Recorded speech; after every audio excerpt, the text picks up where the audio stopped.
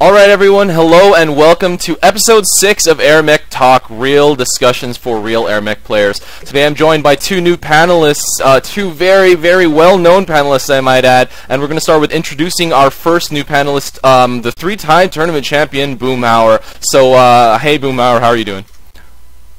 Police entered channel.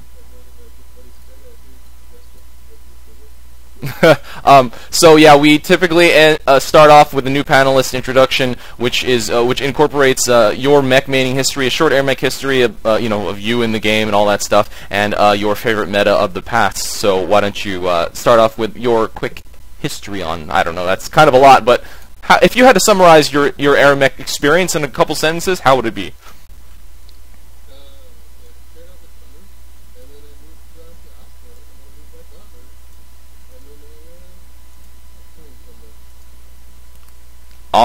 Bomber, Osprey, Bomber, stop playing. Alright, and what was your favorite meta of the past?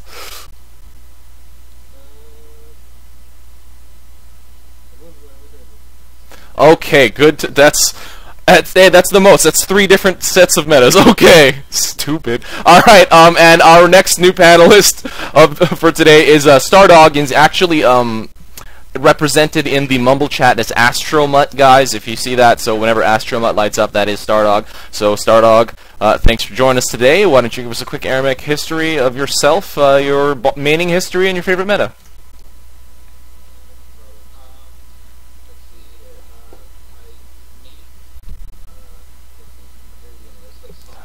Oh, hold on.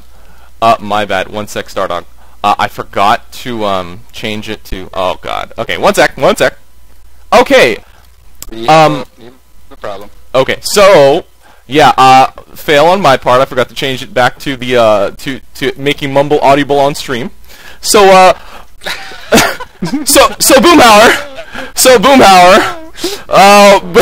Why don't you give us a quick repeat about your AirMech history and your favorite metas?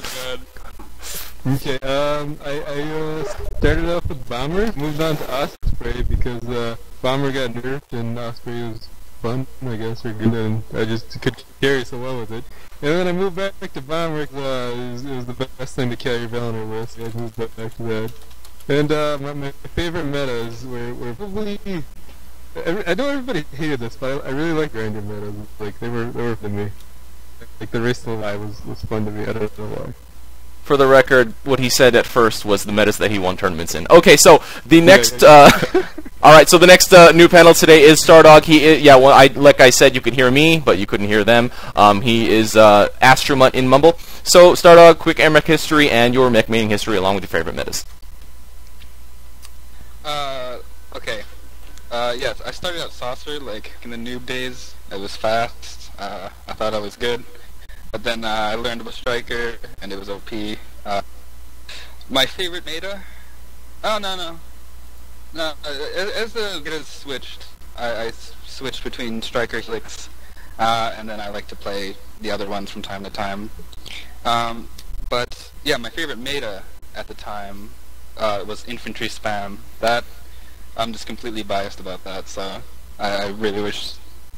I mean, I realized it wasn't balanced. It wasn't as balanced as it could have been, but yeah, that was my favorite meta. It was fun, I admit. So our returning panelist for today, who has already gone through all this except for our new thing from last week, which is the favorite meta, is Insomniac 3-in-1. Hey, Insomniac, how are you doing today? I'm doing good. I'm just happy that AirMech is back up and running, so I can crawl all over the forums and roll. Yes, for those who might be watching this on archive or maybe later and weren't aware, the AirMech servers were down for like a day and a half, and it was just madness. So Insomniac, real quick, your favorite meta or metas of the past.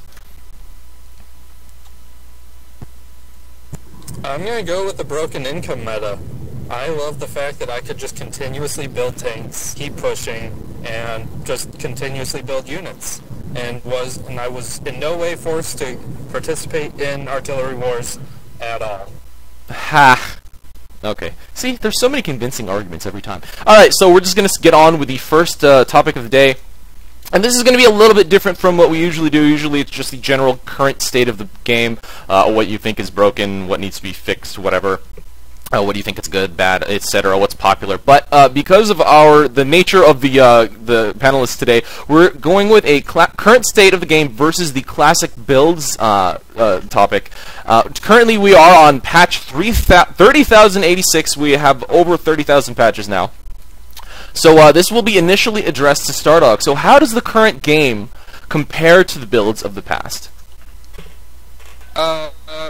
The current game, well, from the past, the one I remember where I was, I guess in my prime for the game, it's changed dramatically. One of the main things is air damage. I know that you recently released or publicized, I guess, one of the videos you have. It was one of the tournaments that was held by Craigums, I believe. And, yes. Yeah, and the AirMech did so much damage air. The Neos versus Neo, if you were under that shot for less than a second, you would die. And yeah, that's a really big difference. And that, of course, new units. Over time, they added quite a few since then. Yeah, and other than that, mechanics as well. They've added the ability to mass command, and quite recently the pathing, which I'm sure not everything has been figured out yet, but eventually it will. As well as outposts. As I mentioned, for infantry spam, the way it worked, infantry would go in and they would take it. It was as simple as that. But now you have to actually neutralize it first before you can get it.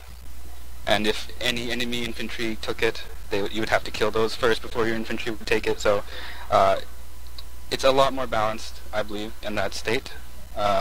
Whereas before, if you could just out-infantry your opponent, you could have full map control, gain more money, and essentially win. So yeah, there's been a lot of changes since then.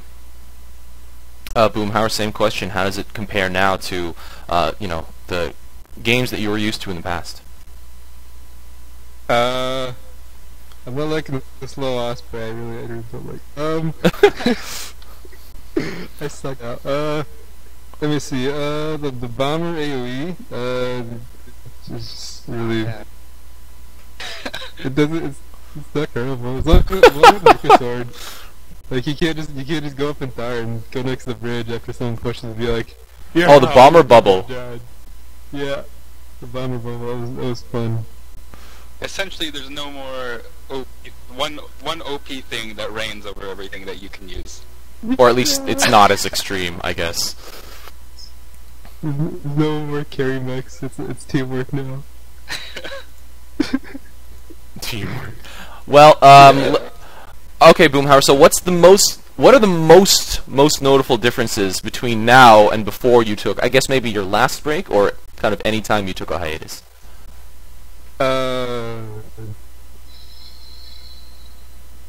Flames, it's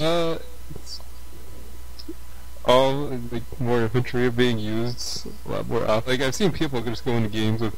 Well, have you seen the moneymakers too? The moneymakers are big because nobody usually uses moneymakers. Oh, yeah. But that, and I've seen people just like go into games with like infantry loadouts.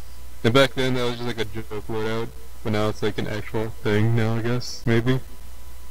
It's still not like well, it's sort of a thing. It's sort of like this one guy really popularized it, and sometimes people do that. But in my opinion, it's not really that reasonable. Like it's not too hard to fight against for the most part. Yeah. So generally, let's go back to StarDog. Do you prefer older builds or more recent ones? Do I prefer the past builds, you said? Like, if you were gonna have to choose one AirMech to play forever, I guess. Would it be something in the past, or...? It's really... Yeah, no, I was just saying, it's really hard to not be biased. If I had it my way, I would infantry spam for days. Versus FedCom, and... oh, those were so fun. It's just the way it worked. I found it to be... very fast-paced, it's not that it's not fast-paced now. It's just the way the game worked out, especially with maps with many outposts and avenues. I mean, cheesing was a really big deal for a while there until the outpost mechanic came out. So yeah, so you could literally lose an outpost in less than a second if that enemy took the opportunity to do so. And yeah, that's just my take on it. The way previous patches, I love those ones.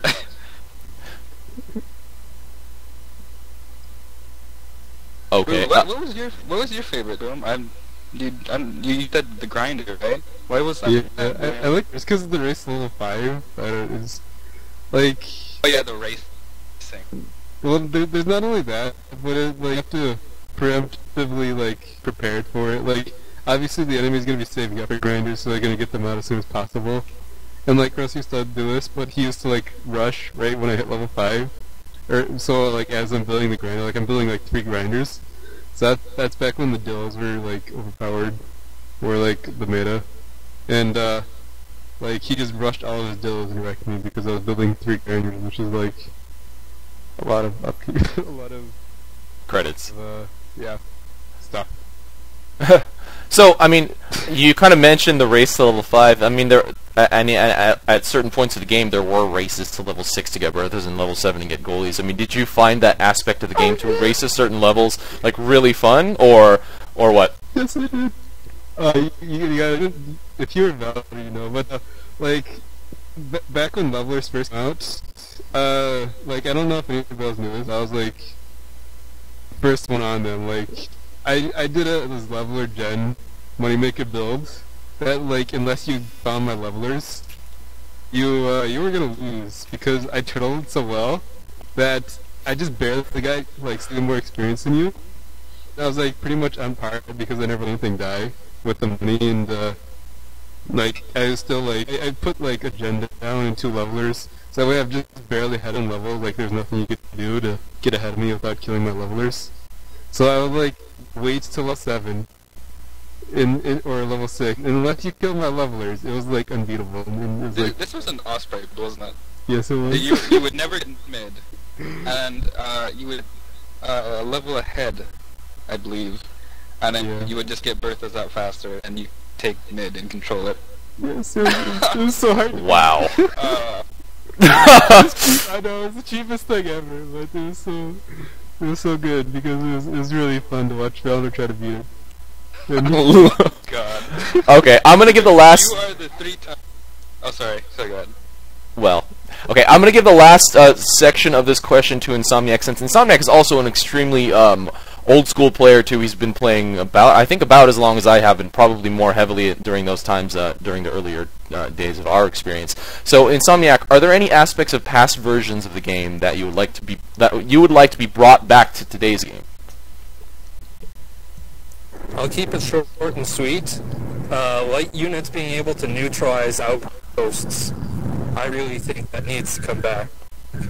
That's about it. Okay, StarDog? What aspects need to come back? Well, that you would like to, not necessarily need to. Oh, that I would like. Okay, infantry spam. Besides infantry spam. Yes, I realize that. No, I completely agree with Insomniac. The unit versus outposts, the light, medium, heavy damage. That was a system that was pretty good because it was so basic. Even now, I still don't understand how the piercing and damage values work. But yeah, I think that needs to come back as well. Yeah, I tend to agree with you. Yeah, I tend to agree with you. I even have the current armor system versus the old armor system as a topic on my topic list for future, because it definitely needs to be discussed, I think. Alright guys, so let's move on to the first full topic of the day, and that is going to be the past topic, which is tech pods versus level restrictions. In early beta, the system for unlocking the big, powerful units was based around the current in-game level. For more than half a year, ending this May, a tech tree system was introduced in AirMech with mixed degrees of favor and dislike among the player base. Tech pods were required to build tech units, with the system changing several times before determined to be, like the power system, too complicated for the game. We are once again using the level restriction system, and although things seem fine, lingering thoughts of what could have been with tech pods still remain. Insomniac, what were the pros and the cons of the two systems, and how could the tech pod system have been improved? Alright, the tech pod system started out with single tech pod, and that made all units that required the tech pod somehow treated equal when they really weren't, when you had brutes and rollers and Goliath falling under the same tree. And then they added on the second level of the tech pod system for the tech pod 2, and then you had that. And I just have to say that the tech pod system, I feel like all it did was stutter the flow of the game. Level requirements are a smooth transition progression system for advancing the game and bringing out heavier units or more powerful units, whereas the tech pod system was something that people could build straight at the beginning of the game, and you had Goliaths being built in under 2 minutes. And that was a meta for a few weeks at least, and it was a sad meta because the good players realized that they could just build a bunch of units and then beat the people who are trying to build Goliaths at the start of a match. But overall... Oh, you cut out. Yeah, so I'm going to take this opportunity to, what I'm going to do is try to reboot the stream. I'm getting a lot of complaints in chat that it's kind of hard to hear. The gameplay and Oh, God. more about kill the tech pod. Alright, I'm going to mute Insomniac real quick. Okay, yeah, I'm going to take this opportunity to reboot the stream because I'm getting a lot of complaints in Twitch chat about the clarity, so I'll see if that helps a little bit. If not, then I don't really know what else to do. Alright. So, yeah, guys, if you're watching this on YouTube, this is going to be the end of part 1. Stick around for part 2.